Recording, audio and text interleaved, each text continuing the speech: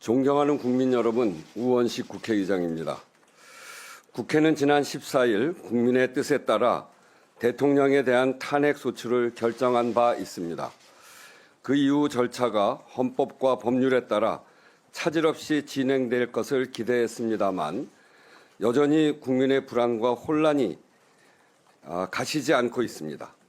신인도를 평가하는 나라 밖 시선도 다르지 않는 것으로 보입니다. 대내외적 불안과 혼란의 핵심은 국정의 불안정성입니다. 국정의 중심은 국민이고 그 실현은 헌법과 법률에 따라야 한다는 대원칙이 흔들리고 있기 때문입니다. 대통령 권한대행이 그 중심에 있다는 사실이 매우 유감스럽습니다. 한독수 권한대행이 내란 특검 및 김건희 특검법 처리와 헌법재판관 임명 문제를 여야가 타협안을 토론하고 협상할 일로 규정 다시 논의 대상으로 삼자고 하는 것은 매우 잘못된 일입니다. 첫째, 두 사안 모두 국회의 논의와 결정 단계를 거쳐 대통령과 정부로 넘어간 사안입니다. 국회는 국회 일을 했고 대통령과 정부가 자신의 일을 할 차례인데 이를 다시 전 단계로 돌리자는 것은 납득할 수 없는 주장입니다. 책임을 회피하거나 일할 생각이 없다는 뜻으로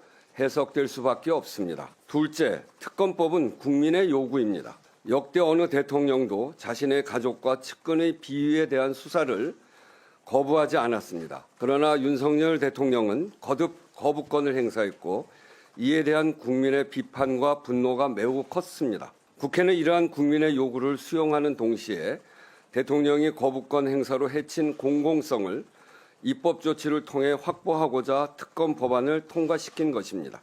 내란 특검법도 마찬가지입니다. 권력으로부터 독립된 수사를 통해 위헌적 비상계엄의 진상을 규명하고 책임을 묻자는 것이 국민의 요구가 아니라면 무엇이 국민의 요구입니까? 권한대행께서 두 특검법에 문제가 있다고 판단하신다면 다시 논의하자고 할 것이 아니라 제2요구권을 행사해 정식으로 국회로 보내면 될 것입니다. 제2요구든 수용이든 그것은 권한대행께서 판단할 일이고 그 판단을 미루기 위해 명백한 국민의 요구를 견해의 충돌이라고 왜곡하는 것은 온당치 않습니다. 그 자체로 옳지 않을 뿐 아니라 국회 의사결정의 무게를 무시하는 의미가 될 수 있습니다. 셋째, 국회가 선출한 헌법재판관 임명은 정치 협상의 대상이 아닙니다.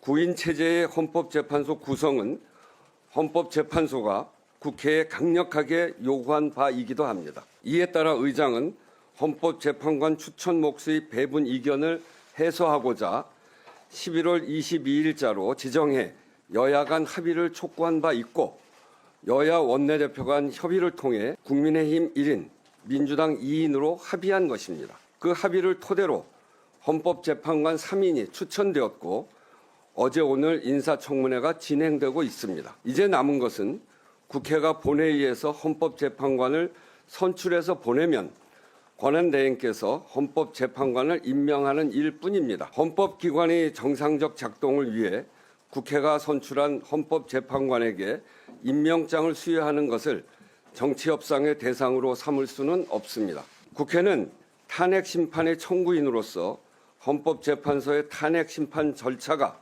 차질 없이 진행되도록 충실하게 임할 책임이 있습니다. 권한대행이 마치 국회의 헌법재판관 추천에 여야 합의가 없었던 것처럼 상황을 왜곡하는 것은 국회의 책임과 역할을 방해하는 것으로 비춰질 수 있음을 유념하시기 바랍니다. 윤석열 대통령은 탄핵소추 심판과 수사에 성실히 임하고 한독수 권한대행이 자신의 주어진 책무를 성실히 수행하는 것이 더 이상의 혼란을 만들지 않는 길입니다. 공직자가 헌법과 법률을 준수하고 자신의 책무를 다하지 않을 때 불확실성은 더 커질 수밖에 없습니다. 국회의장은 권한대행께 강력히 요청드립니다. 본분에 맞춰 자신의 의무와 책임을 다해 주십시오. 그것이 권한대행이 말씀하신 긴 공직 생활의 마지막 수임임을 명심하시기 바랍니다.